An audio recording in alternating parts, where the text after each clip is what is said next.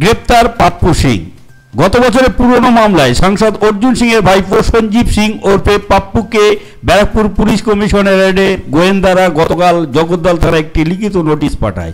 Notice পাওয়ার পর পাপ্পু সিংকে ডেকে পাঠানো হয় ব্যারাকপুর কমিশনারেটের অফিসে।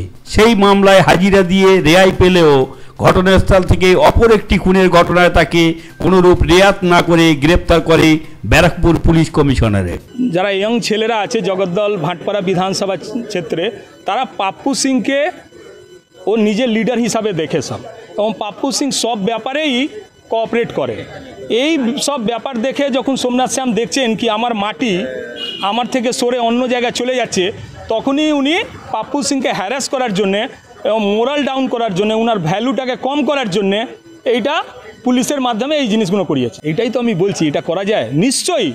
আমি বলতাম ওই কেসে যদি কোনো ইনভলভমেন্ট ছিল অ্যারেস্ট করতো, কিন্তু একটা অন্য কেসে ডেকে সেই কেসে ছেড়ে আবার 1 ফুট বেরোলেই বলছে আমি অন্য কেসে অ্যারেস্ট করছি, এটা ব্যাড ইন ল। 100% বিধায়ক বলছি তো, বিধায়ক এইখানে বিধায়ক ভার্সেস পাপ্পু সিং আছে। ভাটপাড়া ব্যারাকপুর সাব ডিভিশনে বিধায়ক ভার্সেস পাপ্পু সিং চলছে।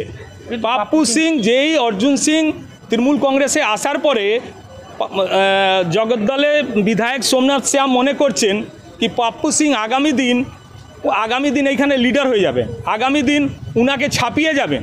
ওই জন্যে রাজনৈতিক প্রতিহিংসা নিয়ে এই জিনিসগুলো করেছে। Bureau report, Nobel Bangla.